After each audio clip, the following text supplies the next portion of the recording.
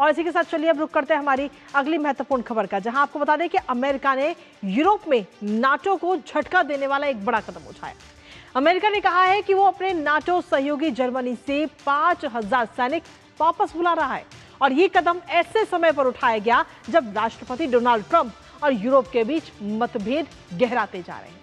आपको याद होगा कि इस हफ्ते की जब शुरुआत हुई थी तो उस वक्त अमेरिकी राष्ट्रपति डोनाल्ड ट्रंप की ईरान के युद्ध को लेकर जर्मन चांसलर फ्रेडरिक मर्ज से तीखी बहस हो गई थी, जिसके बाद अमेरिकी राष्ट्रपति ने सैनिकों की संख्या कम करने की धमकी दी थी। तो वहीं दूसरी तरफ यूरोपीय संघ पर 25% टैरिफ भी लगा दिया गया है। करेंगे चर्चा और जानेंगे लेटेस्ट अपडेट अपने सहयोगी से। उससे पहले आपको दिखाते हैं अमेरिका यूरोप के बीच दरार। तो आपको बता दें कि ट्रंप ने सीधे तौर पर नाटो को यह बड़ा झटका दिया है और इस समय दरार ये नजर आ रही है। ईरान युद्ध पर अमेरिका और यूरोप में ये मतभेद इस समय बढ़ते जा रहे हैं। नाटो की मदद ना मिलने पर अमेरिकी राष्ट्रपति डोनाल्ड ट्रंप इस समय कहीं ना कहीं नाराज और यूं कहें कि खफा नजर आ रहे हैं। यूरोप से सैनिकों की वापसी का ऐलान सीधे तौर पर कर दिया गया है कि जो 5000 सैनिक हैं उनको वापस यूएस बुला रहा है। जो जर्मनी में तैनात है उनको वापस बुलाया जाएगा।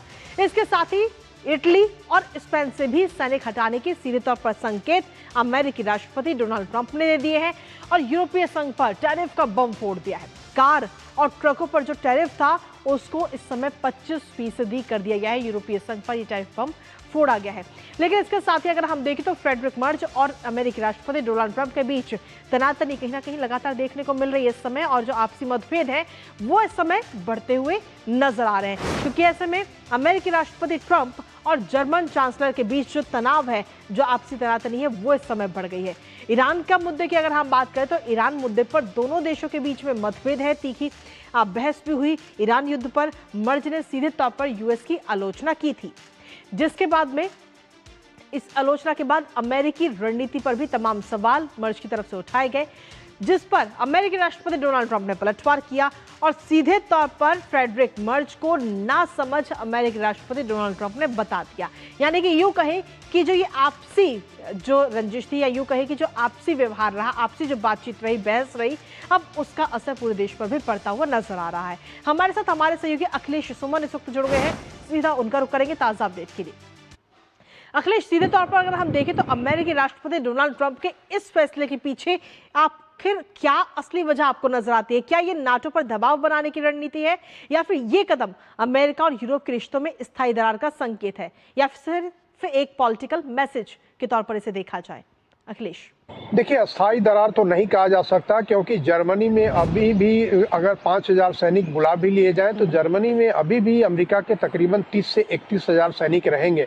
अमेरिका के सैनिक करीब 36,000 अमेरिकी सैनिक जर्मनी में हैं। तो इसमें से 5000 का बुलाना एक ज्यादातर सांकेतिक है, राजनीतिक संदेश है कि जर्मनी को अमेरिका के साथ किस तरीके से बर्ताव करना चाहिए, यह एक डोनाल्ड ट्रंप की तरफ से बताया गया है। दूसरी बात यह है कि अभी इसको दीर्घकालिक नहीं कहा जा सकता, क्योंकि जर्मनी और खास करके पूरे यूरोप और जर्मनी को मिला भी दे तो तकरीबन अमेरिका के 90,000 सैनिक हैं उन सारे इलाकों में, जिसमें कि स्पेन में भी है, इटली में 13,000 के करीब सैनिक है, यहाँ तक कि यूके में 10,000 के करीब सैनिक हैं, तो स्पेन में 4 से 5,000 के करीब सैनिक है, अमेरिकी सैनिक। तो सभी यूरोप के अधिकांश देशों में अमेरिकी सैनिक फैले हुए हैं। उसके बाद उनके परिवार के लोग हैं, तो एक अच्छी खासी संख्या हो जाती है अमेरिकियों की यूरोप में।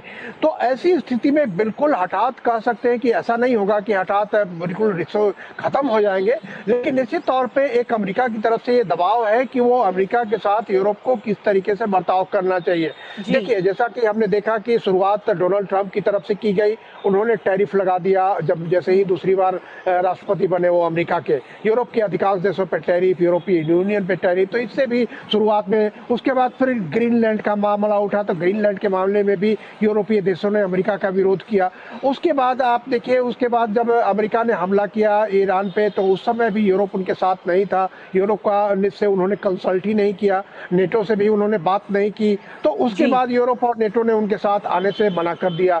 अब स्ट्रेट ऑफ हॉर्मुज को खोलने की बात है, तो दोनों चाहते हैं कि स्ट्रेट ऑफ हॉर्मुज खुले, लेकिन दोनों ने अलग अलग पहल ली है। फ्रांस ने और ब्रिटेन ने अलग से कई देशों को मिलाकर पहल ली है, अमेरिका अपने हिसाब से पहल ले रहा है, उन्होंने नाकेबंदी कर रखी है ईरान की। तो ये सारी चीजें हैं कई जगह इनके इंटरेस्ट जो है कन्वर्ज करते हैं। जैसे ईरान को परमाणु विमुक्तिकरण का मामला है, तो उसमें दोनों चाहते हैं कि ईरान के पास परमाणु हथियार नहीं रहने चाहिए, लेकिन जो पूरे तरीके हैं उन तरीकों में दोनों में मतभेद है, और कौन इनिशिएटिव ले, कौन किसके साथ कंसल्ट करे, ये सारी चीजें हैं। तो कह सकते हैं कि डोनाल्ड ट्रंप का या अमेरिका का एक दबाव की कार्रवाई है, लेकिन ऐसा नहीं कहा जा सकता कि पूरी तरह से रिश्ते खत्म हो जाएंगे इससे। इसके साथ ही अखिलेश, अगर हम देखें तो यूरोपीय संघ पर 25% टैरिफ भी लगाने की बात कही गई, जो कि कार और ट्रकों पर लगाया जाएगा। उसका किस तरीके का असर पड़ता हुआ नजर आ सकता है? देखिए, निश्चित तौर पे इससे दबाव पड़ेगा, यूरोप की अर्थव्यवस्था को दबाव बढ़ेगा, क्योंकि यूरोप का एक अच्छा खासा व्यापार जो है वो अमेरिका में होता है। लेकिन इसमें ऐसा नहीं कह सकते कि अमेरिका पर कोई प्रभाव नहीं पड़ेगा। तुरंत उतनी बड़ी संख्या में मैन्युफैक्चरिंग यूनिट खोलना अमेरिका में यह भी बहुत संभव नहीं है कि अचानक आप मैन्युफैक्चर वहाँ कारों का करने लगेंगे। तो अमेरिकी जो नागरिक है उन नागरिकों पे निश्चित तौर पे बोझ बढ़ेगा। तो यह भी कह सकते हैं कि एक दबाव बनाने की रणनीति है, क्योंकि डोनाल्ड ट्रंप, जैसा कि मैं पहले भी बोल रहा था, कि वो टैरिफ लगाना उनकी एक रणनीति में शामिल रहा है। जो मित्र देशों पर भी वो टैरिफ लगाते हैं उन पे दबाव बनाने के लिए, एक गैर सैनिक तरीका है उनका दबाव बनाने का। तो उसी गैर सैनिक तरीके को फिर से अपना रहे हैं, लेकिन इसका कोई बहुत सकारात्मक नतीजा निकलेगा ऐसा नहीं कहा जा सकता। अंत में दोनों को एक दूसरे को विश्वास में लेना पड़ेगा। जी, बहुत बहुत शुक्रिया अखिलेश, तमाम जानकारी हमारे साथ साझा करने के लिए।